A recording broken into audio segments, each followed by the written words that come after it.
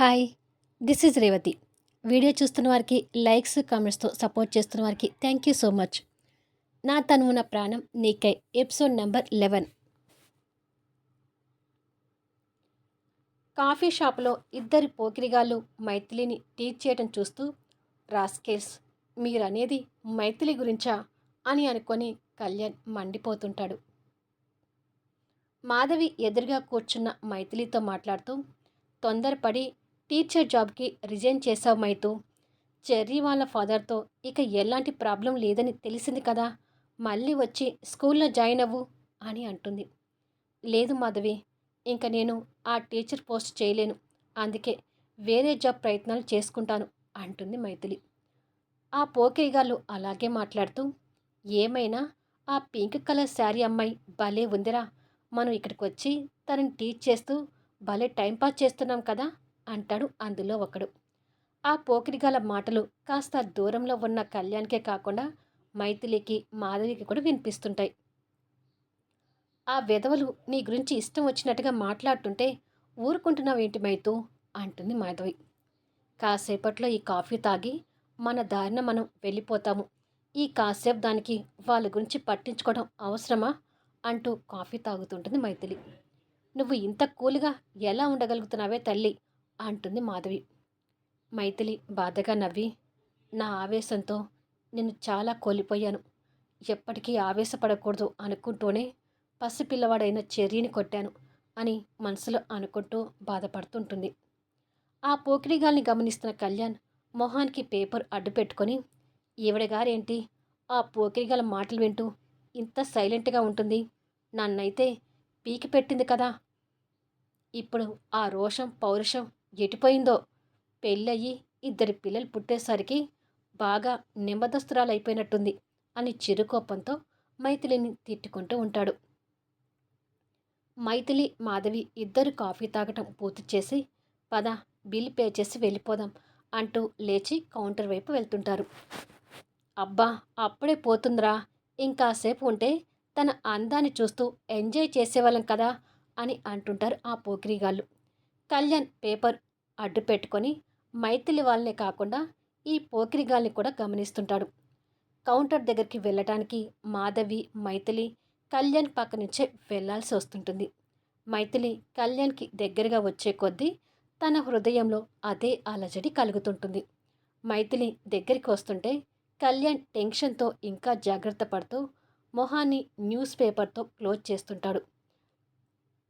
మైథిలి మాధవితో నడుస్తూనే తన చెయ్యిని హృదయం దగ్గర పెట్టుకొని, ఎందుకు ఇలా అనిపిస్తుంది అని అనుకుంటూ చుట్టూ చూస్తూ నడుస్తుంటుంది.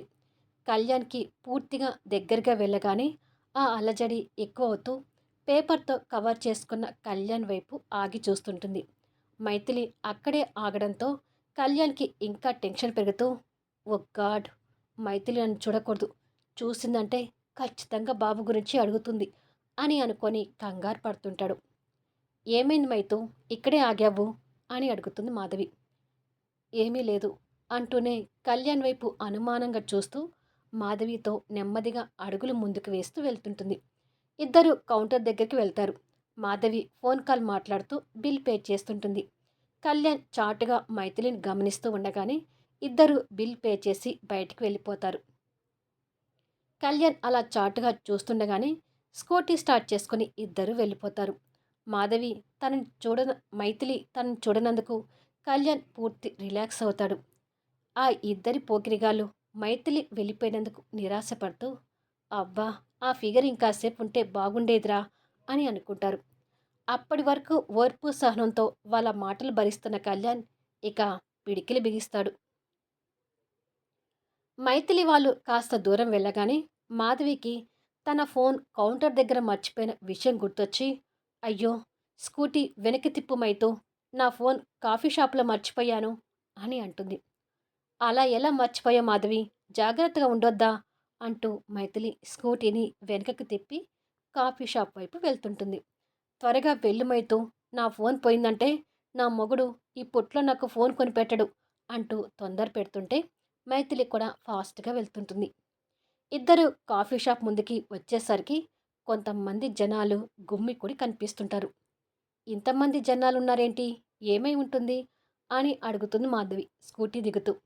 ఏమో నేను వెళ్ళి చూసి చెప్తాను గాని, ముందు నువ్వు లోపలికి వెళ్ళి ఫోన్ తెచ్చుకో అంటుంది మైథిలి. అమ్మో నా ఫోన్ అంటూ మాధవి లోపలికి వెళ్తుంటుంది.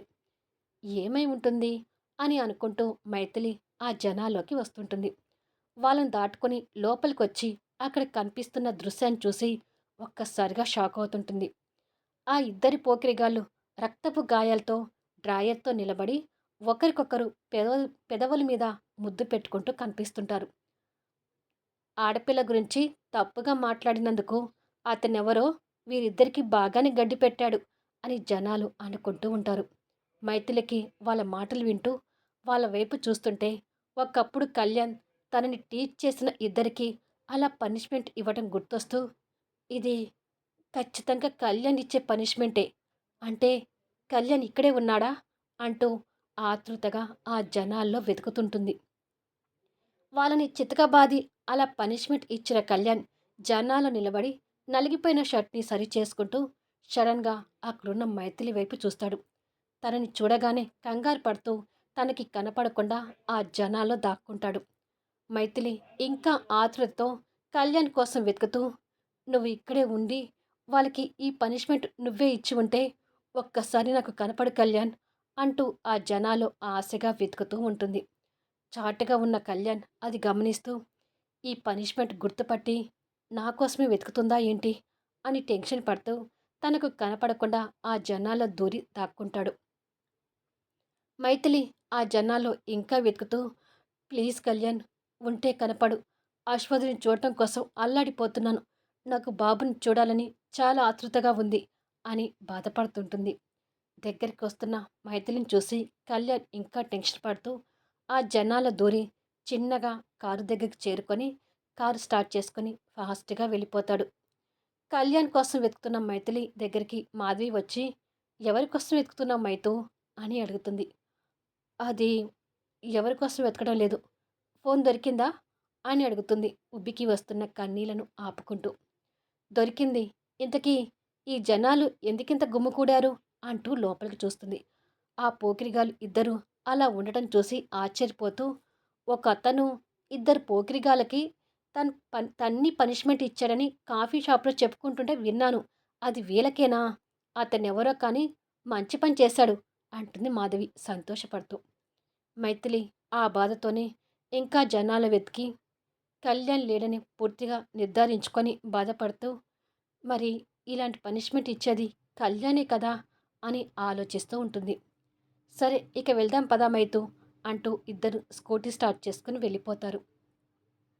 కళ్యాణ్ ఓ దగ్గర కారు ఆపి దిగి శూన్యంలోకి చూస్తూ కన్నీళ్ళు పెడుతూ తనతో ఉన్న జ్ఞాపకాల్ని నెమరు వేసుకుంటాడు. ఇంటికి వచ్చిన మైథిలి కూడా కళ్యాణ్ గురించి ఆలోచిస్తూ, కళ్యాణ్ అమెరికాలో ఉన్నాడు కదా, మరి వాళ్ళకి ఆ పనిష్మెంట్ ఇచ్చింది ఎవరు అని ఆలోచిస్తూ ఉంటుంది. సాయంత్రానికి కళ్యాణ్ కాస్త బాధగా ఇంటికి చేరేసరికి డాడ్ అంటూ చెర్రీ పరిగెత్తుకుంటూ కళ్యాణ్ దగ్గరికి వస్తాడు. కొడుకుని చూడగానే ఆ బాధనంతా మర్చిపోయి నవ్వుతూ, స్కూల్ నుంచి వచ్చావా నాన్న అంటూ చెర్రీని ఎత్తుకుని ముద్దు పెడతాడు. ఇంతకు ముందే వచ్చాను డాడ్. ఈరోజు నేను చాలా హ్యాపీగా ఉన్నాను. నీకు ఒక గుడ్ న్యూస్ చెప్పాలని వెయిట్ చేస్తున్నాను డాడ్ అంటాడు చెర్రీ ముద్దుగా చూస్తూ. ఏంటా గుడ్ న్యూస్ అని అడుగుతాడు బాబుని ఎత్తుకొని సోఫాలో కూర్చుంటూ. ఆ మైతూ మిస్ తన జాబ్కి రిజైన్ చేసి వెళ్ళిపోయిందంట. ఇంకెప్పుడు స్కూల్కి రాదంట. ఇదే నాకు గుడ్ న్యూస్ కాదా అంటాడు నవ్వుతూ. చెర్రీ మాటలు వినగానే కళ్యాణ్ బాధపడుతుంటాడు. ఆ మైతూ మిస్ అంటే నాకు అస్సలు ఇష్టం లేదని మీకు తెలుసు కదా డాడ్. అందుకే నేను ఇంత హ్యాపీగా ఉన్నాను అంటాడు. మైథిలి గురించి చెర్రీ నెగిటివ్గా మాట్లాడడం కళ్యాణ్ తట్టుకోలేక, తప్పు చెర్రీ, ఆ మైథు మిస్ చాలా మంచిది. నువ్వు తప్పుగా మాట్లాడావు కాబట్టి నీకు పనిష్మెంట్ ఇచ్చింది. ఆ మాత్రానికి తను మంచిది కాదని నువ్వు అనుకోవద్దు అంటాడు. లేదు డాడ్, ఆ మైథు మిస్ అస్సలు మంచిది కాదు.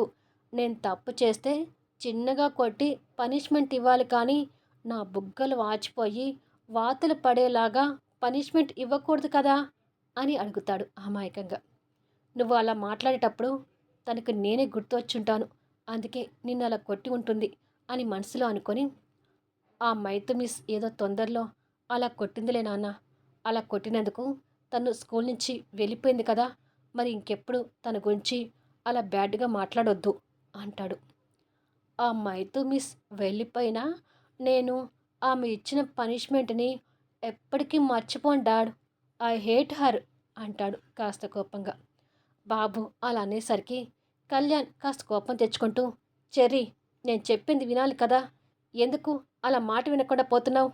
మైతు మిస్ గురించి అలా మాట్లాడితే ఊరుకోను అంటూ సీరియస్ అవుతాడు. అలా సీరియస్ అయ్యేసరికి చెర్రీ కాస్త బెదిరిపోతుంటాడు. ఏంటి బాబుగారు చెర్రీని అలా తిడుతున్నారు అంటూ రాములమ్మ అక్కడికి వస్తుంది. వీడికి గారాబం ఎక్కువ అవుతుంది రాములమ్మ. కాస్త కంట్రోల్లో పెట్టుకోవాలి అంటాడు బాబు మీద ఉక్రోషాన్ని చూపిస్తూ.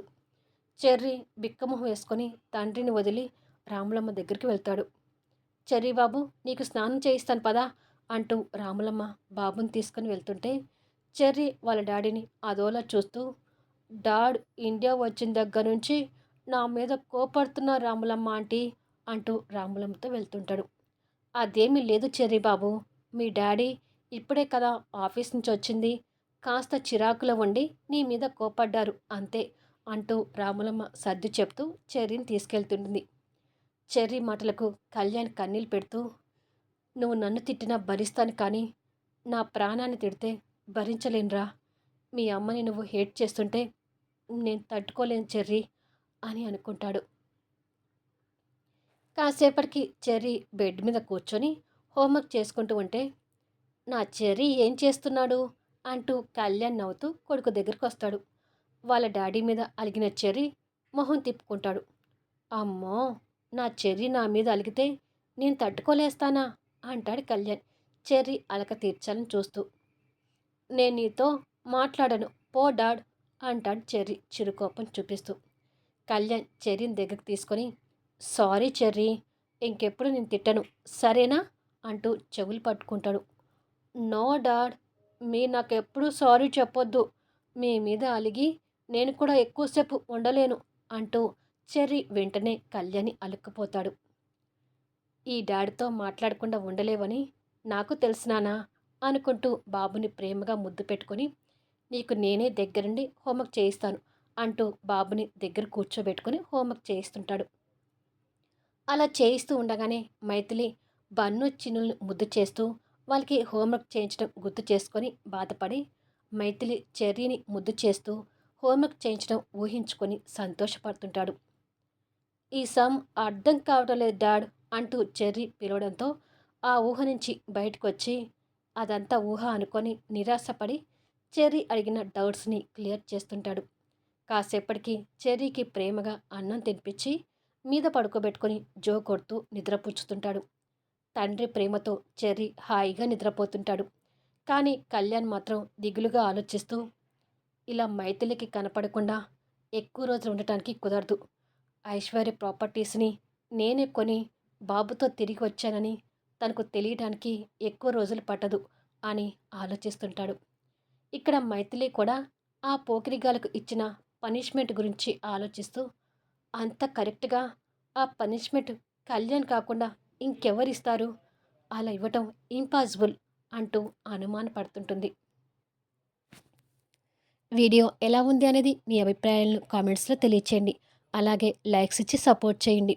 మళ్ళీ నెక్స్ట్ వీడియోలో కలుద్దాము.